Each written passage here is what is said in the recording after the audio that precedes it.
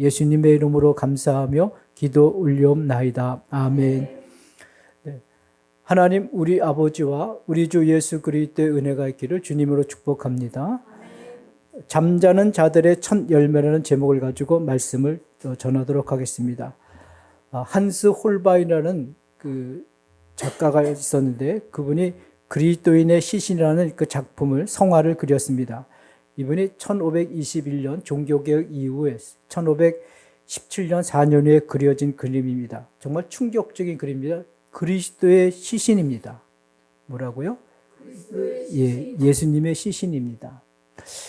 우리는 예수님의 시신에 대해서 뭔가 성스러움을 느끼게 것이라고 생각합니다. 그래서 성화 대부분이 예수님의 시신을 아주 성스럽게 그렸는데 이 한스 홀바인은 그런 성스러움을 느낄 수가 없습니다.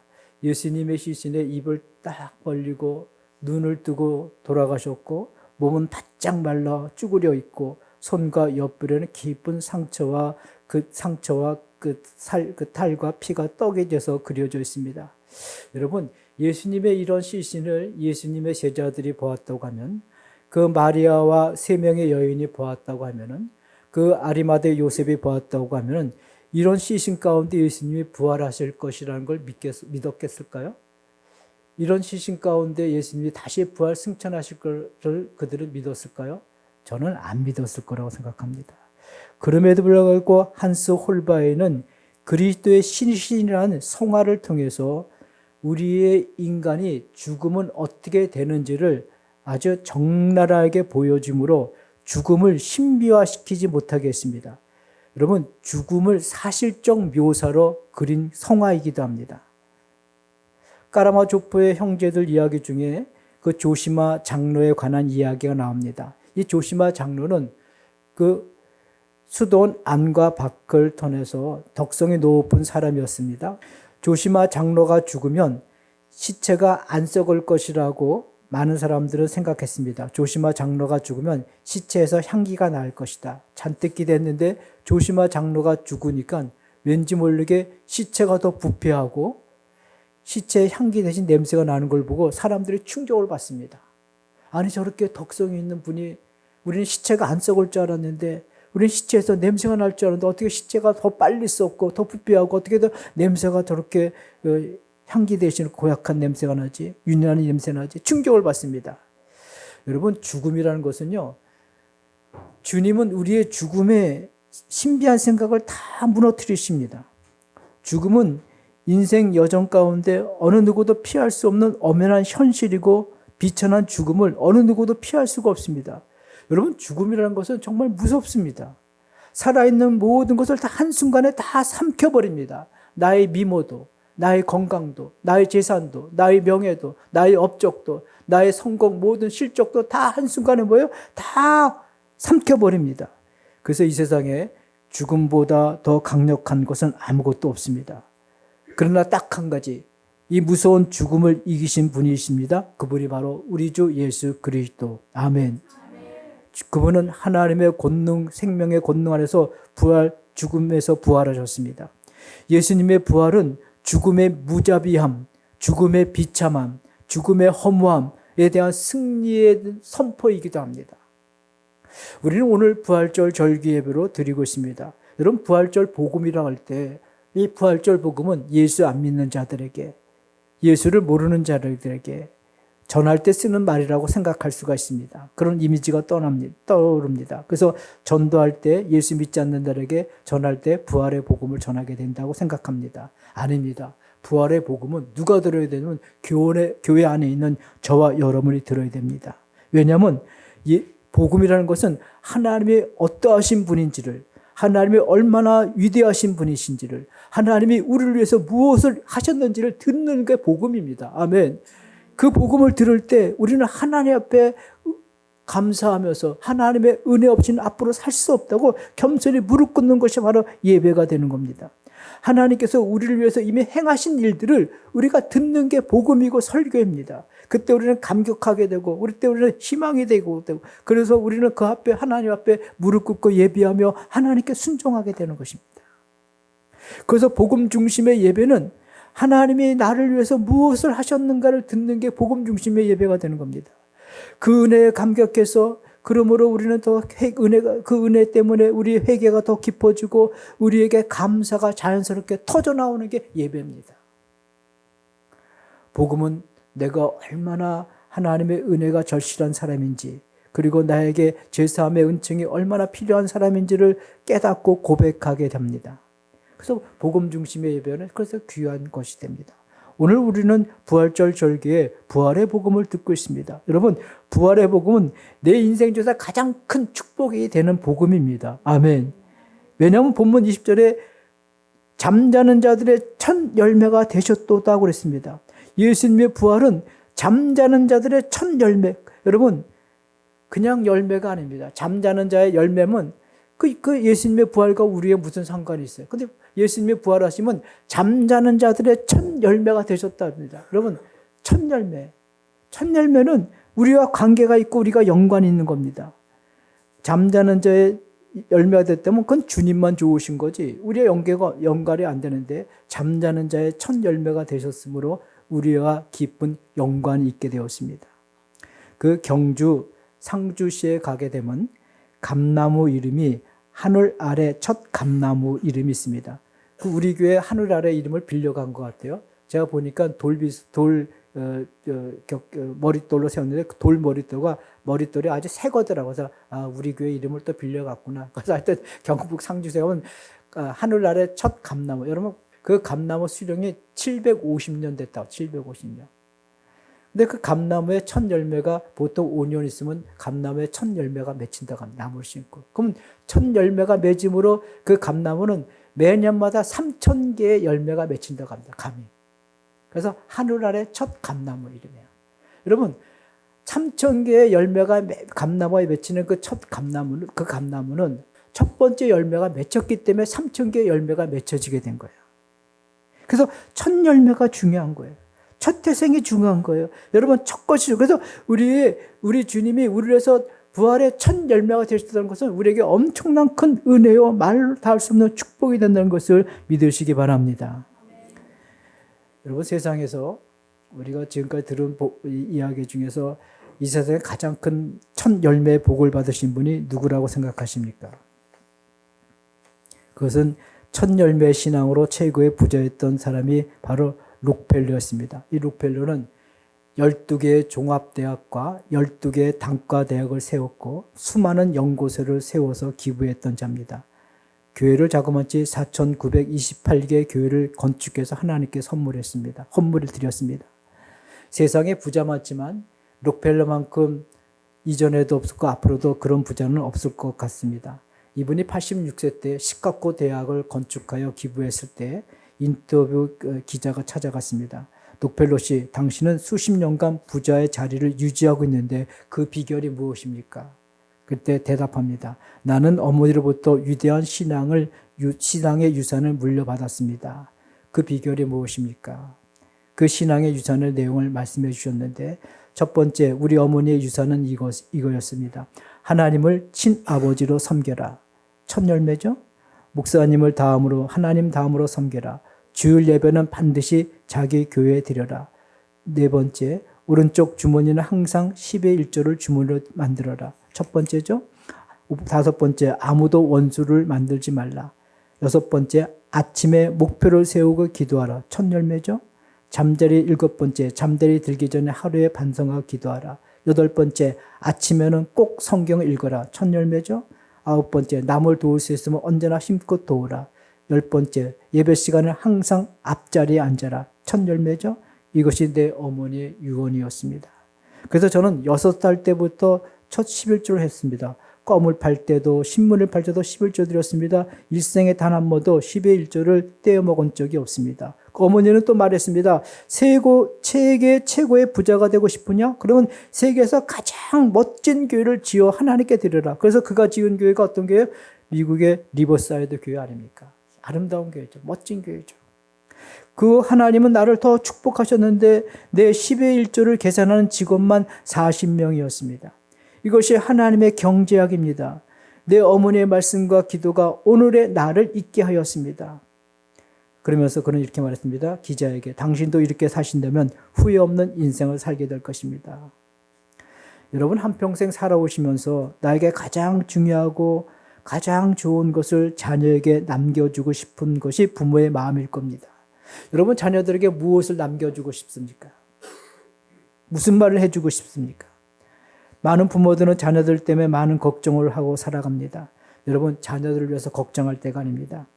내 걱정을 해야 됩니다. 내 걱정. 내가 자녀들에게 무엇을 남겨주고 무엇을 보여줘야 되냐.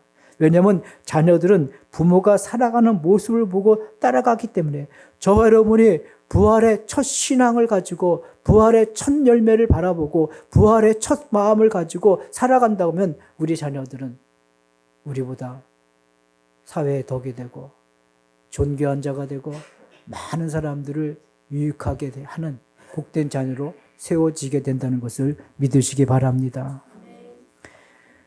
여러분 인간 역사의 새로운 시작과 동시에 예수님의 부활은 인간 역사의 끝점을 보여주는 겁니다. 여러분 인류 역사가 어디로 흘러가고 있어요? 예수님의 부활로. 예수님의 부활하심으로 말하며 우리의 부활로 흘러가고 있죠. 부활의 시작으로 흘러가 있고 세상의 끝점으로 가고 있습니다. 우리의 인생의 종말을 암울하고 답답하고 무덤 속에 갇히는 것이 아닙니다. 우리도 주님처럼 부활하게 될 것입니다. 만약에 예수님의 부활의 첫 열매가 없었다면 인류의 운명과 역사의 끝점을 알 수 없었을 것입니다. 그러나 부활의 첫 열매가 있었기 때문에 인류 역사의 끝점을 우리가 알 수가 있습니다. 그래서 우리는 올바른 가치관을 가지고 살아갈 수 있습니다. 오늘 본문의 바울은 부활이 있기 때문에 나는 날마다 죽는다고 했습니다. 왜 죽어야 되죠? 부활이 있기 때문에. 부활했기 때문에 내 욕망과 내 자아와 내 성질과 내 자랑을 다 죽이는 겁니다. 왜? 부활이 있기 때문에.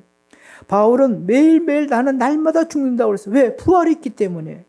만약에 부활이 없다면 32절 내가 사람의 방법으로 에베소에서 맹수와 더불어 싸웠다면 내게 무슨 유익이 있으리요 죽은 자가 다시 살아나지 못한다면 내일 죽을 터이니 먹고 마시자 하리라. 여러분 부활이 없다면 어떻게 해요? 내일 죽을 터니까 먹고 마시자 하리라.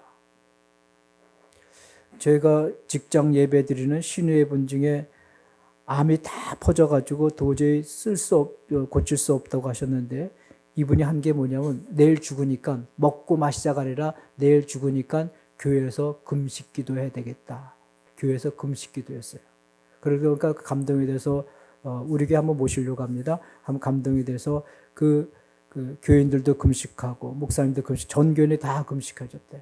근데 암이 깨끗하게 다 떠났어. 그래서 의사가 뭐 하다 왔냐고 그러니까 교회에서 금식한 것뿐이 없습니다. 제가 지난주 예배 드리러 갔을 때 성인처럼 이 후광이 보이더라고요. 아주 잘생긴 분이신데 얌전하신 남자분인데 이게 뭐지? 예배하는데 이렇게 후광 빛이 나는 거죠. 성화처럼 빛 위에 얼굴에 빛이 나다. 참 귀하신 분이다. 그래서 식사하면서 얘기 들어보니까 약도 먹을 수 없고 수술한 것도 아무것도 없대요. 다 끝났기 때문에 그냥 췌장암보다 더 지독한 암이었다고 그러더라고요. 무슨 암인지 몰라지만 하여튼 다 퍼졌는데 그것을 금식했대요. 어쩐지 그분이 예배하고 나서 작년 가을에 예배하고 한 번 예배 들어도 나오질 않았거든요. 그래서 뭐 싫어서 안 나오는 것보다 했더니 수개월 오래 들어와서 7개월 8개월 지나데 나왔는데 그 안에 그런 일이 있었다는 거죠. 그래서 저한테 그러더라고요. 목사님 저는 식이요법 했어요? 아니 저는 라면도 먹었어요. 교회에서 가면서 금식기도. 여러분 이게 틀린 거예요. 부활신앙이 없는 사람은 내일 죽을 터이니 먹고 마시자 하지만 부활신앙이 있는 사람들은 하나님 앞에 승부를 겁니다. 아멘? 부활신앙이 있는 사람들은 틀려요. 다 틀립니다. 부활신앙이 있는 사람은 무조건 먹고 마시자, 여행 가자, 놀자 하지만 부활신앙이 없는 자들은 그렇게 하지만 부활신앙이 있는 자는 생각이 틀립니다. 그래서 부활에게 부활이 없다면 내일 죽을 터이니 먹고 마시자 하리라. 믿음의 선한 싸움을 싸울 필요가 없다는 거죠. 쾌락에 몰두하는 것입니다.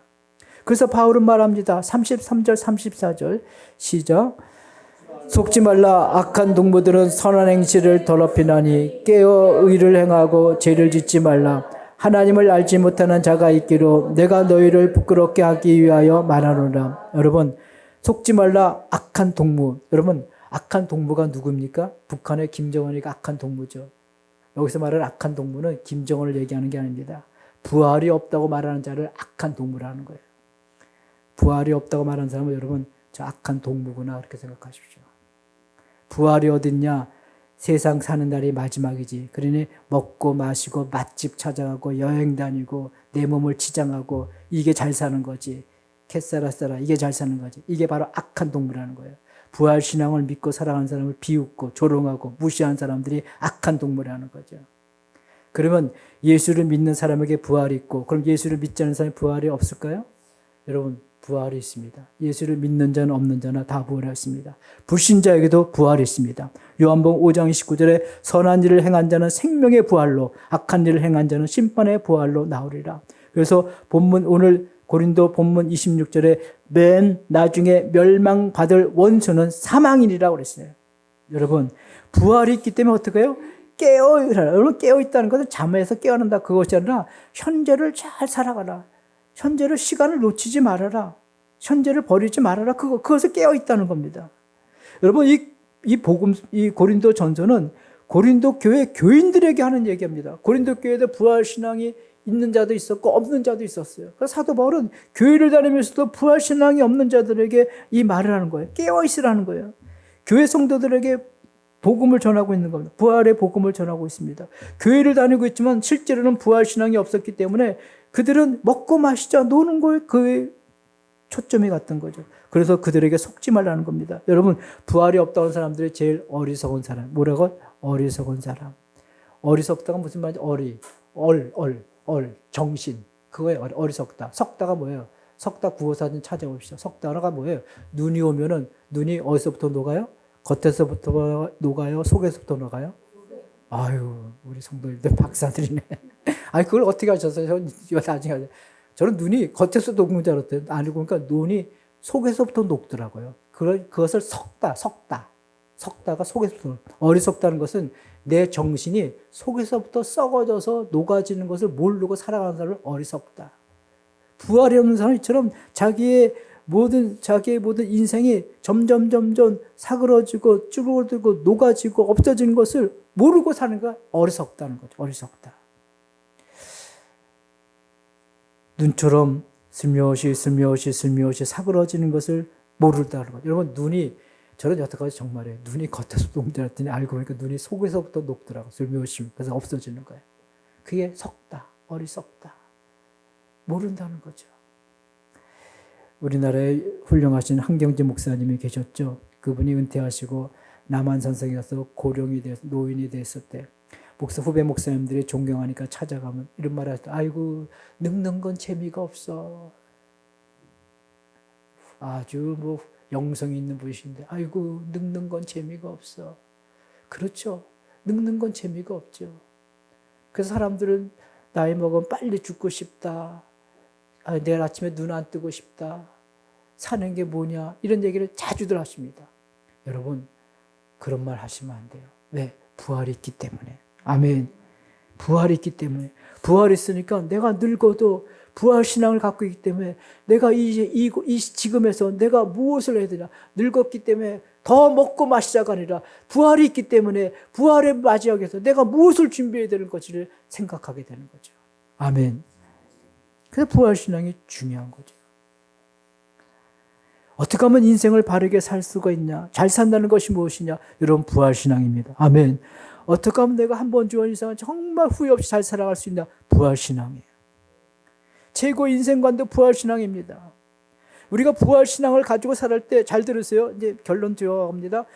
내 마음이 정돈이 돼요. 내 삶이 정리가 되기 시작한다는 거예요. 부활신앙을 붙잡았을 때 내가 필요한 것 붙들게 되고 부활신앙을 내가 붙들었을 때 내 마음이 정리가 되고 정돈이 돼서 해야 될 일, 하지 말아야 될 일 붙들게 되고 생명의 길을 자꾸만 붙잡게 되고 생명 아닌 것을 자꾸만 놓게 됩니다. 왜? 부활이 있기 때문에. 근데 부활을 신앙이 없는 사람들은요. 아이고 먹고 마시고 놀자. 그거죠. 이 땅에서 가장 불쌍한 사람이 누구예요? 부활신앙이 없는 사람. 그래서 고린도전서 15장 오늘 본문 말씀 아니지만 14절에 그리스도께서 만일 다시 살아나지 못하셨다면 우리가 전파하는 것도 헛것이요 또 너희 믿음도 헛것이며 15절에 또 우리가 하나님의 거짓 증언으로 발견되리니 그랬습니다. 그리고 19절에 모든 사람 가운데 우리가 더욱 불쌍한 자니라. 여러분, 부활이 없다면 사도 바울은 모든 사람 가운데 우리가 가장 불쌍한 자고 우리는 속아서 사는 것이고 우리의 믿음도 헛것이라고 말하고 있습니다. 부활신앙이 회복되기를 주님으로 축복합니다. 아멘. 여러분, 죽음에 관한 이런 이야기가 있습니다. 어린아이 몇 명을 두고 있는 어머니가 중환병에 걸려서 죽어가고 있습니다. 한 아이가 묻습니다. 엄마, 죽음이 뭐야? 죽음. 아들아, 네가 방에서 책상에서 공부하다가 잤는데 아침 일어날 때 네가 이렇게 얘기하지. 누가 나를 침대에 올려놨지? 이렇게 얘기하지. 그때 이렇게 말했지. 아빠가 너를 번쩍 안아다 침대에 눕혀놨어. 이렇게 말을 했지. 죽음은 바로 그런 거야. 하나님께서 나를 번쩍 들어서 더 좋은 곳으로 옮겨놓는 것이 죽음이야. 그랬으면. 엄마가 이제 병이 들어서 죽을 때가 됐어요. 자기 자녀들을 다 불러놓고 이제 인사합니다. 굿나잇, 굿나잇. 근데 큰아들에게는 굿바이 합니다. 큰아들이, 왜 엄마 나한테는 굿바이야? 너는 예수를 안 믿잖아. 동생들은 다 예수 믿고. 동생들은 예수 믿기 때문에 굿나잇. 깨어나면 또 우리가 다시 만나지만은 너는 만날 수가 없으니까 굿바이야. 그랬답니다. 여러분, 자녀들에게 굿바이 할 거요, 굿나잇 할 거야. 내가 여러분도 인사하고 할 때, 예배 끝나고 할 때, 굿바이 하면 다시는 교회 안 나올 거야. 다음 주에도 봅시다. 여러분, 내가 사랑하는 사람들하고 굿바이 할 거요, 굿나잇 할 거요. 굿나잇 해야지. 요즘 부활신앙입니다. 여러분, 이제 말씀을 마치도록 하겠습니다. 굿나잇은 낙원을 거쳐서 새하늘 새 땅에 가지만 굿바이는 음부를 거쳐서 불못에 떨어지는 것입니다. 오늘 본문에 만약에 부활이 없다면 어떻게 되는 것을 몇 가지로 말씀하고 있습니다. 기독교 신앙의 토대는 바로 부활신앙입니다.